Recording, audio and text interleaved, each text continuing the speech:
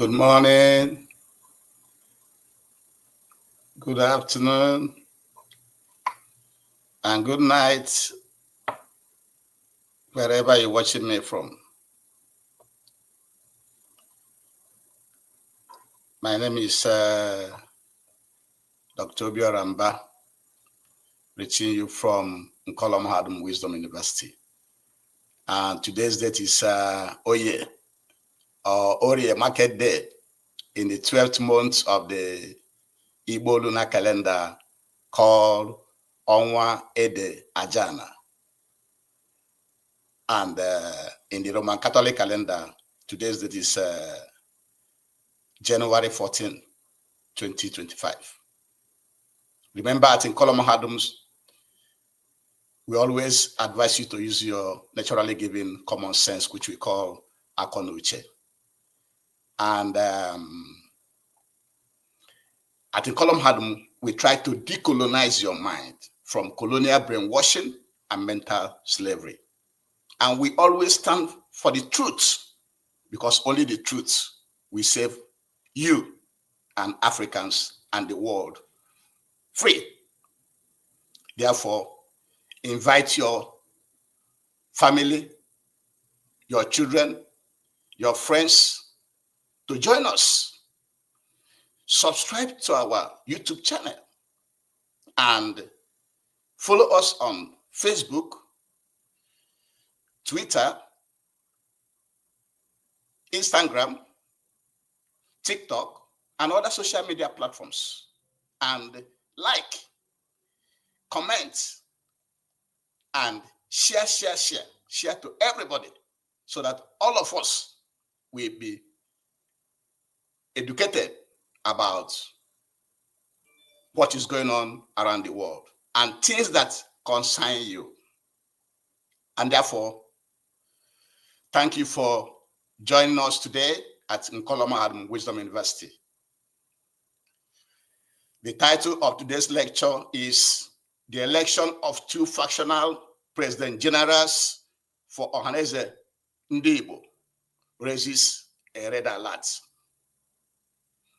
The election of two different President Generals for Ohanaeze Ndi-Igbo raises a red alert for the Biafran people,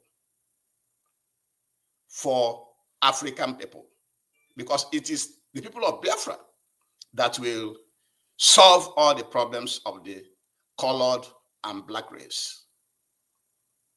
On the 10th of this month, we woke up to hear that Chief Uche Okwukwu was elected as the President General in Portharcourt. And soon afterwards, we also had that ex-Senator John Azuta-Mbata was elected in Enugu. And we want to take this lecture to let you know that we have had several Igbo organizations that later led to the formation of Ohanaeze Ndi-Igbo. According to Wikiband is a research-based organization. Many organizations have been formed before by Ndi-Igbo. One of them was the Lagos Igbo Union, which was established in the early 1930s and later enlarged to the Eastern Union in 1943, after they changed their name to Igbo Federal Union. Also in 1948, another Pan-Igbo conference was held in December 1948 in Portharcourt, where they established the Igbo State Union. This Igbo State Union was headed by Dr. Nnamdi Azikiwe as the first president. However, the Igbo State Union and others were banned in May 1966 by head of state, General Agui Ironsi, who outlawed all ethnic, cultural, and social organizations. Then after the Civil War, Igbo National Assembly was formed to protect the interests of the Igbos, but was also banned by the military government. Then, in 1976, the Igbo Forum was formed with Dr. Akanubiam as the chairman. In 1979, the Ohanaeze Ndi-Igbo you have today was created by Professor Ben Nwabweze, a constitutional lawyer. The Ohanaeze Ndi-Igbo created by Ben Nwabweze was headed by Dr. Akanubiam, while Professor Ben Nwabweze became his deputy. That was how the Ohanaeze that we have today came to be, for those who don't know. And let us tell you how the problem in Ohanaeze started. The problem in Ohanaeze Ndi-Igbo started in 2017 due to the bad leadership of Nnia Nwodo. When Nnia Nwodo was the president of Ohanaeze Ndi-Igbo, that was when we have this faction. What led to the faction? Buhari promised to create additional states in the southeast.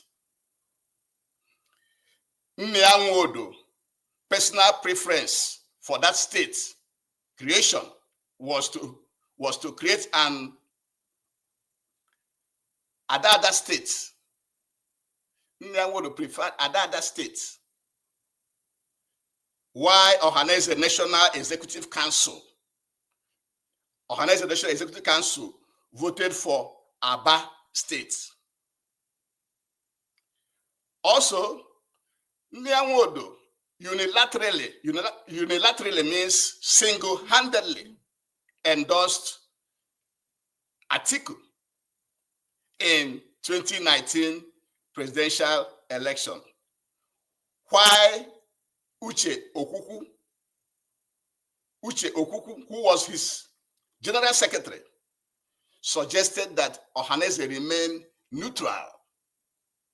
So why Uche Okwukwu was supporting, and others we are supporting for the neutrality of Ohanaeze Ndi-Igbo. Nnia Nwodo want Ohanaeze Ndi-Igbo to be in politics. And that misunderstanding between Nnia Nwodo, the President General, and his secretary led to the unconstitutionally suspension of Uche Okwukwu as the Secretary General. And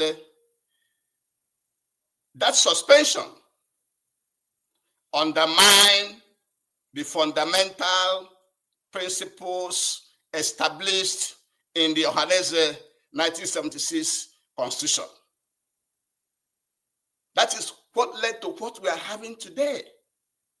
So when you hear about the Obiozo, Iwu Anyanwu, Ozichukwu, and the John Mbata, the ex-senator, John Amuta Mbata,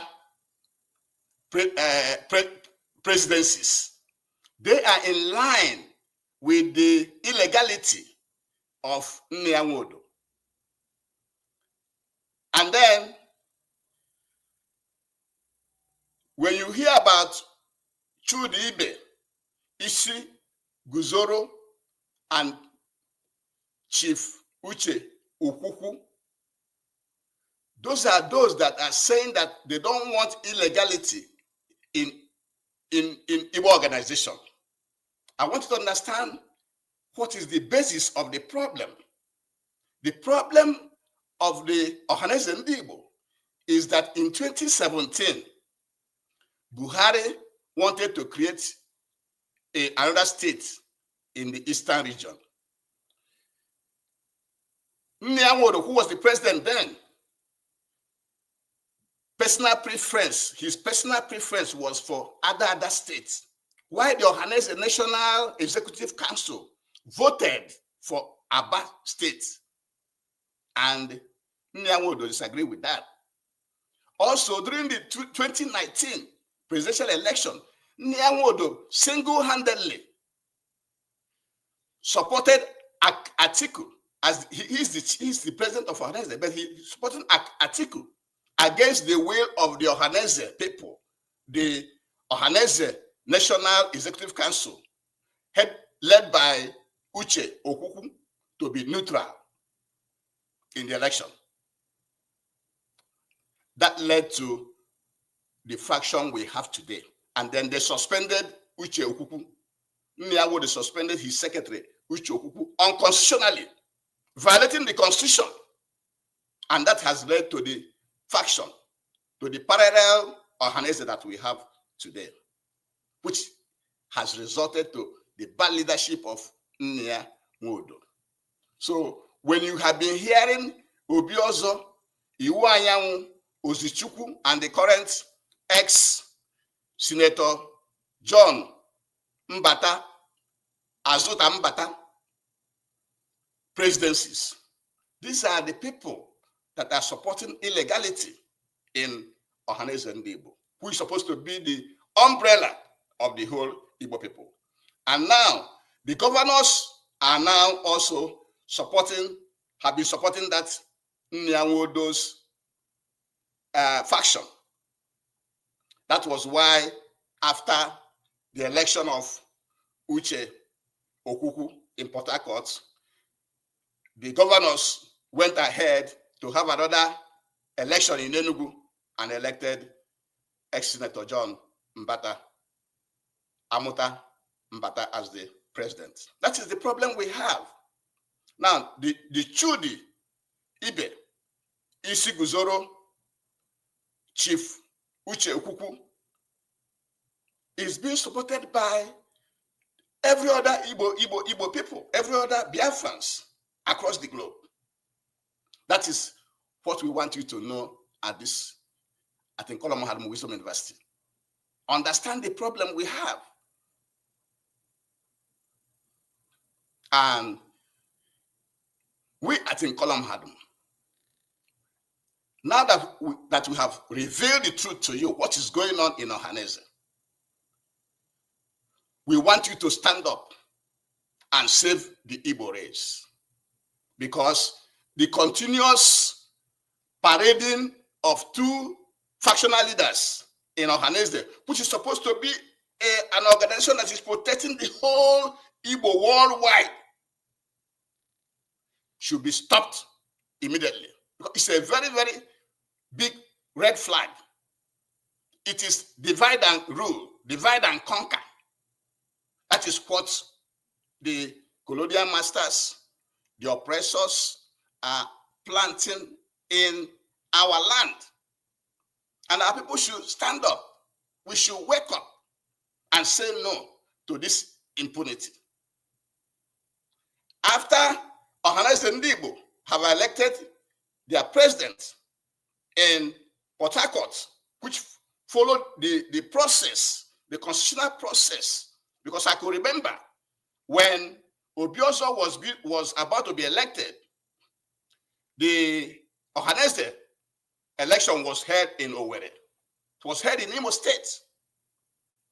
So now that a leader from Rivers State is supposed to emerge, that election was held in Portharcourt. That is the legitimate election. The election in Portharcourt is the legitimate one. And therefore, we are calling on all Igbos, on all Biafrans, on all well-meaning Africans to support the election of Uche Okwukwu as the authentic president of Ohanaeze and Ndi-Igbo. We cannot be deceiving ourselves. Why should we continue to support impunity? Why should we continue to support illegality? And you can see what is going on. Immediately after the ex-senator, John Azuta-Mbata was elected, Tinubu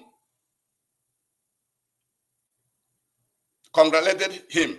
Everybody, all the media houses in Nigeria, they all going through the wrong channel because the governors were in support. The governors should not be meddling in the election of Ohanaeze. Ohanaeze is supposed to be neutral, supposed to be independent, financed by everybody, because he who pays the piper dictates the tune. So if the governors now are playing the role of selecting, because this time is selecting, now going the way of the Nigerian state of selecting their leaders and not electing by merit, where are we going to end as Ndi-Igbo? Ndi-Igbo is supposed to be Oliver Twist, asking for more and using money judiciously, just like Mbappe did. Mbappe was called a weeping governor, and with that, he was able to build so many industries in our land. Also Michael Okpara. These are the leaders we have to be emulating and not following the Nigerian state of selection and impunity and illegality in Igbo affairs. This is what Nkolam had wanted to know today. And with this, we shall be bringing today's lecture to an end. Before we do, we have to give you a summary that the election of two factional president generals of Ohanaeze raises a red flag, a red alert, where Chief Uche Okwukwu was elected in Portharcourt and ex-senator John Azuta-Mbata was elected in Enugu. Ohanaeze is not the first Igbo organization that we have had. We have so many of them. We have had the Lagos Igbo Union, established in the early 30s, which was enlarged to the Eastern Union in 1943, after changing the name to the Igbo Federal Union. Also in 1948, another Igbo Pan conference was held in December 1948 in Portharcourt, where they established the Igbo State Union, headed by Dr. Nnamdi Azikiwe. The Igbo State Union was, however, banned by Agui Ironsi in 1966. And then, after the Civil War, the Igbo National Assembly was formed to protect the interests of the Igbos, but banned again by the military government. In 1976, the Igbo Forum was formed, headed by Akanibian as the chairman. And then later, in 1979, the current Ohanaeze was formed by Professor Ben Nwabeze, headed by Dr. Akanibian, and deputized by Nwabeze. You have had the problem of Ohanaeze. In 2017, that was when it started, just a few years ago. Why can't we solve that problem? A problem that's how many years ago? 7 years now. I've been going to 8 years. Why should we have this? Allow this problem to fester because of a mistake, because of short-sightedness of the leader of Ohanaeze then, Nyanwodo. Why should we? Why can't we solve that problem? And now the governors are now playing the part of imposing candidates on our people. The opinion of Nkolam Hadum, all the staff of Nkolam Hadum are in support of the election of Uche Okwukwu as the President General of Ohanaeze Ndi-Igbo. And everybody should rally around to support him financially. Let us support him financially to enable him to do his work, because he is the one to represent the Igbo race and provide us with what we needed to be successful as a race. He is the man. And all Igbos should support him. And with this, we shall be ending today's lecture. But before we end it, we have to advise you to please rise up and dismantle all the colonial boundaries in Africa. We have to dismantle them because the colonial boundaries are the sources of the poverty, the wars, the migration, the fightings, the hunger, the exploitation in our land, and should be dismantled. So rise up. Let's do so with one accord. And with this, we shall be ending today's lecture. Thank you very much for joining us. Please share this lecture to get to everybody in Africa. Thank you.